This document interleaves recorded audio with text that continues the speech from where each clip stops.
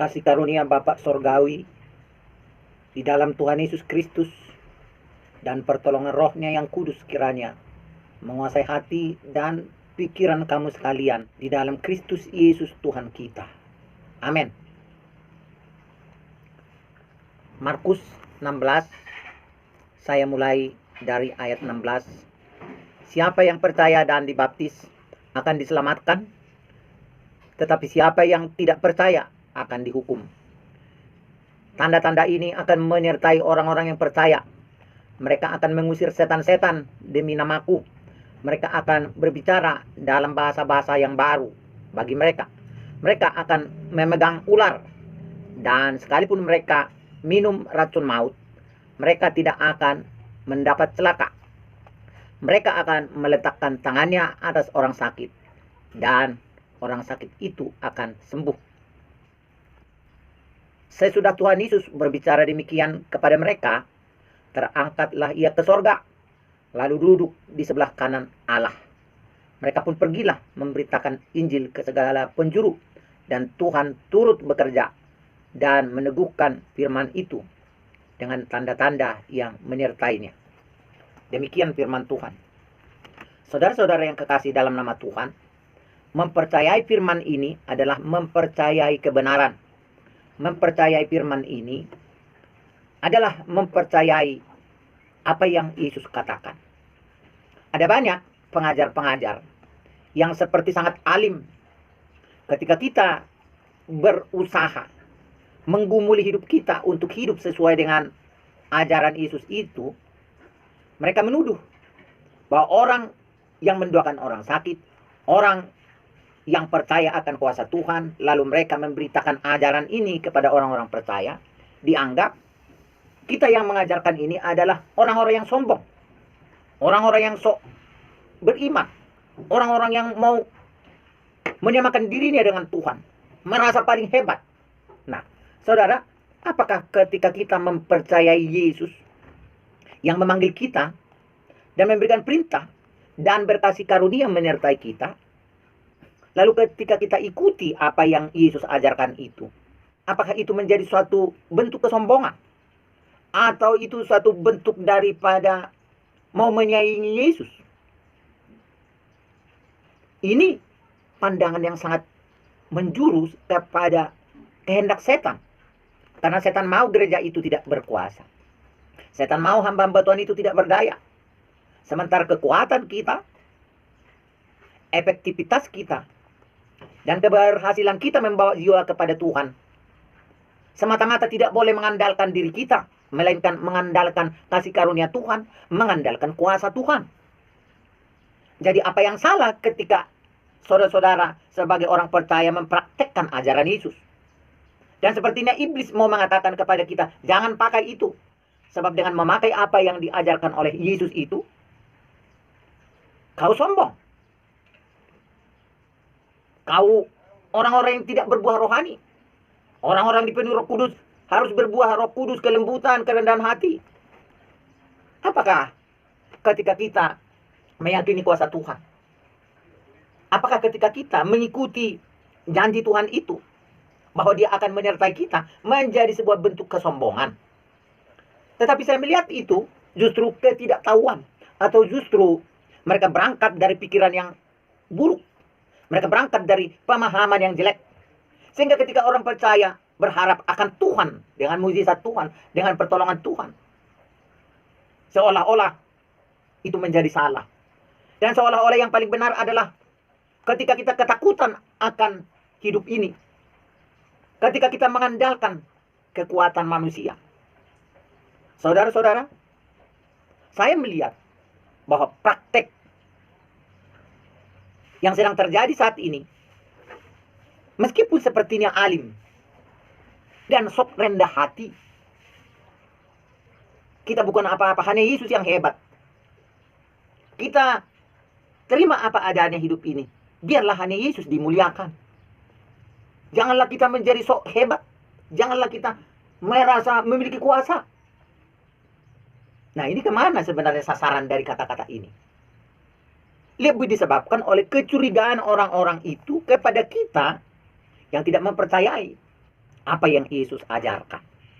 Bapak Ibu Saudara sekalian, ayat ini mengajarkan kepada kita berita tentang Yesus yang harus kita terima. Dan janjinya adalah bahwa Tuhan turut bekerja dan meneguhkan firman ini dengan tanda-tanda yang menyertainya. Saudara-saudara, hamba-hamba Tuhan, orang-orang percaya yang sungguh-sungguh, mari kembali kepada kesejatian pengajaran Injil itu. Mari kembali berharap kepada Tuhan. Mari kembali kepada suasana ilahi. Mari kembali kepada suasana di mana Tuhan yang Maha Kuasa itu telah datang ke dunia ini melalui Yesus Kristus supaya banyak orang diselamatkan, supaya banyak orang menerima kelepasan, kelepasan dari setan, kelepasan dari dosa, kelepasan dari sakit penyakit, kelepasan dari berbagai hal. Meskipun kita tidak menolak hal-hal yang sifatnya hasil dari kecerdasan manusia, peningkatan pelayanan medis, dan berbagai hal yang baik yang merupakan temuan ilmiah, tidak ada masalah soal itu. Tetapi tidak berarti kita meletakkan harapan kita, nyawa, jiwa, raga kita kepada barang-barang ciptaan itu, melainkan menyerahkan tubuh, jiwa, raga kita kepada Sang Pencipta Penguasa yang telah berbaik anugerah kepada kita untuk membawa kita kembali kepada kehendaknya yang penuh dengan segala kejayaan dan dijanjikannya kepada kita kemenangan demi kemenangan, kemenangan atas segala masalah, kemenangan atas segala persoalan, sakit penyakit, dan menghancurkan kuasa-kuasa yang hendak menyerang kita, terutama supaya kekuatanmu gagal di dalam melayani dan mengasihi Tuhan sebagai pendeta, hamba Tuhan, dan jemaat sekalian. Jangan mau disesatkan oleh orang-orang yang sesungguhnya sedang menjadi alat iblis dengan mempertentangkan ayat A kepada ayat B, supaya tujuan terakhirnya saudara menjadi gagap di dalam memahami Yesus. Bahwa tujuan daripada iblis itu bukanlah untuk menghancurkan gereja secara organisasional, bukanlah menghancurkan agama Kristen, melainkan menghancurkan pengenalanmu akan Yesus yang sesungguhnya tidak memberkatimu dengan tanggung-tanggung, yang sesungguhnya tidak sedang berpikir hanya memakaimu dengan tipis-tipis kuasa dan tipis-tipis hikmat, melainkan Yesus telah datang kepada kita membawa semua yang Dia punya itu untuk kita miliki. Tentu saya setuju semua itu dengan rendah hati, semua itu dengan kesederhanaan, semua itu dengan pikiran-pikiran yang tahir, supaya kita tidak menyalahi aturan dan hukum-hukum Tuhan. Bapak, Ibu, Saudara yang kekasih dalam nama Yesus Kristus, mari buka hatimu, buka pikiranmu, buka jiwa ragamu untuk mengembalikan gereja dan pelayanan itu kepada sebagaimana Yesus telah menetapkannya. Dan Yesus sanggup memakai kita dan memperbaiki kita asalkan kita menyerah kepadanya. Haleluya. Tuhan memberkati gereja-gereja yang ada di Indonesia maupun di luar Indonesia. Gereja apapun itu, mari kita kembali kepada pengajaran tentang Injil yang sejati yang ada terdokumenkan di dalam Alkitab ini. Haleluya. Mari kita berdoa. Terima kasih Tuhan Yesus, Allah kami yang hidup, hamba-hambamu dan jemaatmu, anak-anakmu yang mendengarkan firman ini. Biarlah kami kembali kepada satu keindahan dan kekayaan serta kejayaan untuk kami memenangkan hidup ini di dalam segala hal demi kemuliaan nama-Mu. Dan kami membawa banyak orang kembali mengalami pemulihan dan kekuatan dan segala optimisme yang kuat, kokoh, dan teguh. Oleh karena Tuhan Yesus yang memberikannya kepada kami adalah setia dari dahulu, sekarang, sampai selama-lamanya. Haleluya. Urapilah hamba-hambamu yang mendengarkan firman ini, dan Engkau pakai mereka semua sekolerasi dengan kebenaran sejati yang berasal dari Yesus Kristus. Terima kasih Tuhan. Jemaat anak-anak-Mu yang mendengarkan firman ini juga boleh percaya kepada janji-Mu bahwa mereka akan sembuh, bahwa mereka akan pulih, bahwa mereka terbebas dari segala kuasa lain dan datang mengalami kuasa Tuhan yang heran dan besar itu. Di dalam nama Tuhan Yesus Kristus, kami berdoa dan mengucap syukur.